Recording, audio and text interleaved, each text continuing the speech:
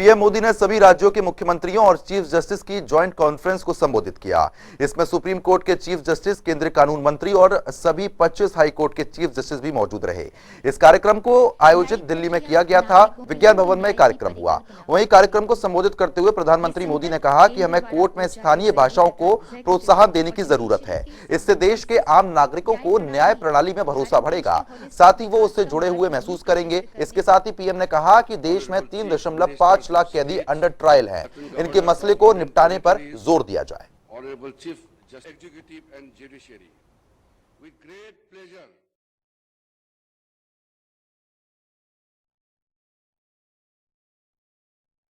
आधार 2047 में जब देश अपनी आजादी के 100 साल पूरे करेगा, तब हम देश में कैसी न्याय व्यवस्था देखना चाहेंगे।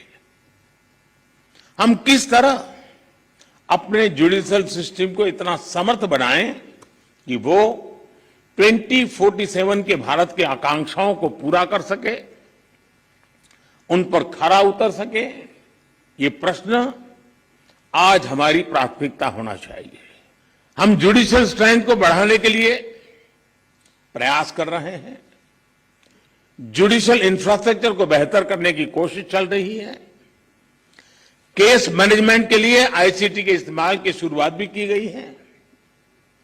सबऑर्डिनेट कोर्ट्स और डिस्ट्रिक्ट कोर्ट से लेकर हाई कोर्ट तक वैकेंसीज को भरने के लिए भी प्रयास हो रहे हैं।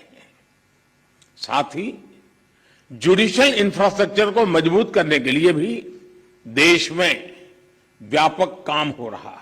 डिजिटल ट्रांजैक्शन को हमारे देश के लिए असंभव माना जाता था। लोगों को लगता था, लोग शक करते थे, अरे ये हमारे देश में कैसे हो सकता है। और ये भी सोचा जाता है इसका स्कोप केवल शहरों तक ही सीमित रह सकता है, उससे आगे बढ़ नहीं सकता है। लेकिन आज छोटे कस्बों और यहां तक गांवों में भी डिजिटल ट्रांजैक्शन आम बात होने लगी है।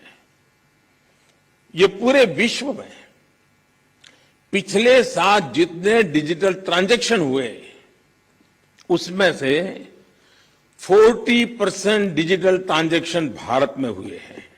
साथियों, हमारे शास्त्रों में कहा गया है, न्यायमूलम सुराज्यम स्यात्, अर्थात किसी भी देश में सुराज का आधार न्याय होता है। इसलिए न्याय जनता से जुड़ा होना चाहिए, जनता की भाषा में होना चाहिए। जब तक न्याय के आधार को सामान्य मानवी नहीं समझता, उसके लिए न्याय और राजकीय आदेश में बहुत फर्क नहीं होता है।